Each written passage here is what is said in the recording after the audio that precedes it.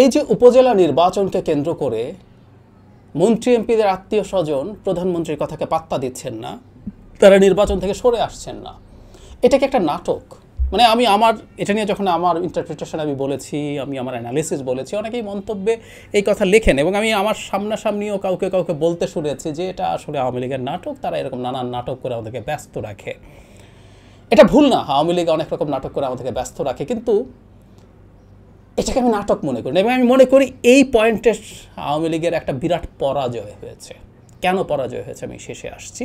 তারা খুব ভয়ঙ্কর একটা বাজে পরিস্থিতিতে পড়েছে এবং সেখান থেকে তারা ডিফিটেড, তারা এখান থেকে বেরিয়ে আসতে পারেনি। প্রথম কথাটা হচ্ছে নাটক কিনা, মানে এই সন্দেহটা আমাদের আসে কারণ আমাদেরকে নানান রকম বিষয় মাঠে ছেড়ে দিয়ে ওটার পেছনে দৌড়াদৌড়ি করায়, তাই আমরা মনে করি এটাও আরেকটা নাটক, এটা করে তারা আমাদেরকে দিয়ে খেলছে। কিন্তু আমরা কি খেয়াল করছি? বা আপনি একটু প্রধানমন্ত্রীর জায়গায় নিজকে বসিয়ে চিন্তা করেন তো, আপনি এমন কোনো খেলা খেলবেন যেটা স্টেক খুব উঁচু, আপনি খুব বিপদে পড়ে যান, আপনি প্রধানমন্ত্রী যারকে প্রেজেন্ট করা হয় আমাদের সামনে, যিনি সব মুশকিল আসানের ক্ষমতাপ্রাপ্ত, তিনি ভীষণ রকম শক্তিশালী, তিনি দেশের ভেতরে প্রত্যেকটা ক্ষমতা কেন্দ্র যেগুলো আছে প্রত্যেকটাকে তিনি তার মতো করে ম্যানেজ করেছেন, দেশের বাইরে ম্যানেজ করছেন, বিভিন্ন পরস্পর বিরোধী দেশকে ম্যানেজ করছেন। এটাই তো ন্যারেটিভ। সেই রকম একজন প্রধানমন্ত্রীর কথা একটা এমপি মন্ত্রী শোনে না, প্রকাশ্যে বাজেভাবে রিয়্যাক্ট করে। এটা করে প্রধানমন্ত্রীর মূল যে ইউএসপি, আমরা ব্যবসা একটা বিজনেস একটা কথা আছে না, ইউএসপি, মানে ইউনিক সেলিং প্রপোজিশন বা ইউনিক সেলিং পয়েন্টও বলে, যে জিনিসটা দিয়ে আপনি আসলে আপনাকে ইউনিক করে তোলেন। সো প্রধানমন্ত্রী সব ম্যানেজ করে ফেলবেন। তো প্রধানমন্ত্রী সব ম্যানেজ করে ফেলবেন, এই ন্যারেটিভটা কিন্তু সিরিয়াসলি ধাক্কা খায় এই ঘটনায়। সুতরাং এই নাটক কি আওয়ামী লীগের করার কথা, যেটাতে দিনের শেষে তাদের সবচেয়ে মানে ক্ষমতার মূল যে জায়গা প্রধানমন্ত্রী, সেটা তার ক্ষমতা নিয়ে, তার সক্ষমতা নিয়ে প্রশ্ন ওঠে।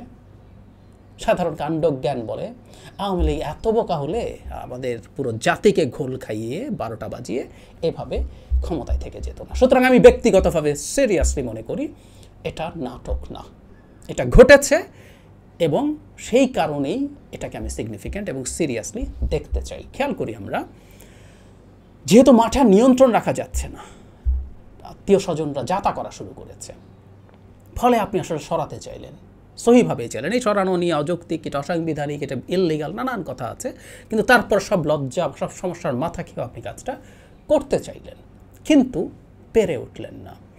এরপর যেটা হলো, গত পরশু আওয়ামী লীগের কার্যনির্বাহী পরিষদের একটা মিটিং ছিল, যাতে প্রধানমন্ত্রী প্রেসাইড করেছেন। আগেই হাকডাক করা হচ্ছিল এই মিটিংয়েই সিদ্ধান্ত আসবে যেসব মন্ত্রী এমপি কথা শুনছেন না তাদের বিরুদ্ধে কী ব্যবস্থা নেওয়া হবে।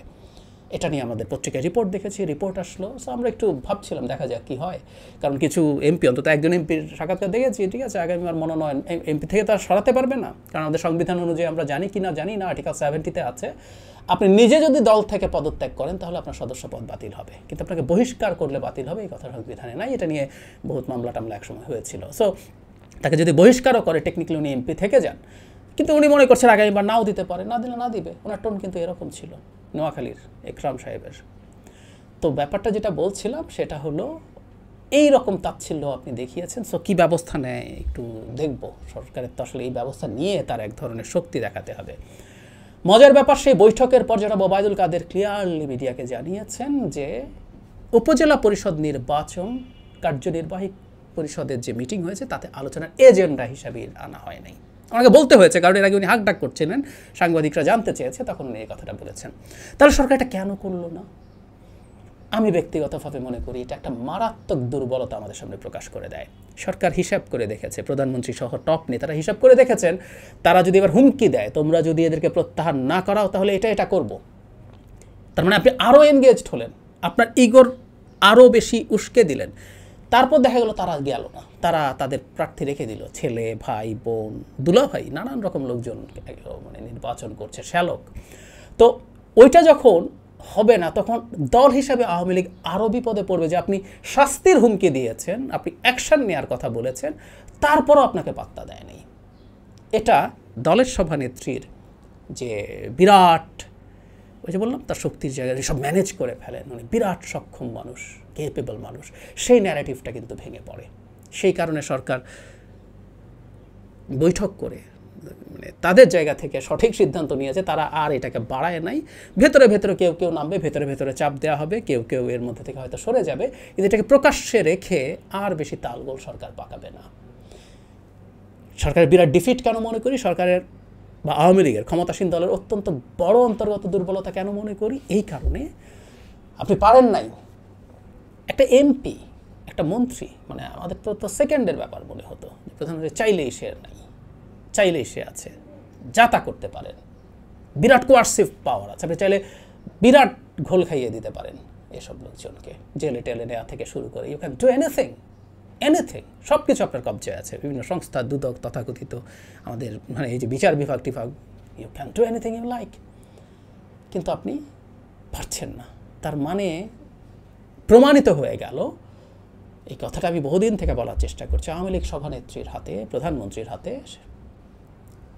যথেষ্ট সক্ষমতা বা পাওয়ার, একসময় যেমন একচ্ছত্র ক্ষমতা ছিল সেটা আর নাই, বহু জায়গায় বহু পাওয়ার তৈরি হয়েছে, এবং এই সর্বশেষ মিটিংয়ে আওয়ামী লীগ প্রমাণ করলো আওয়ামী লীগের এই সক্ষমতা ভীষণ রকম কমে গেছে, দে আর ডিফিটেড, তারা পরাজিত হয়েছে।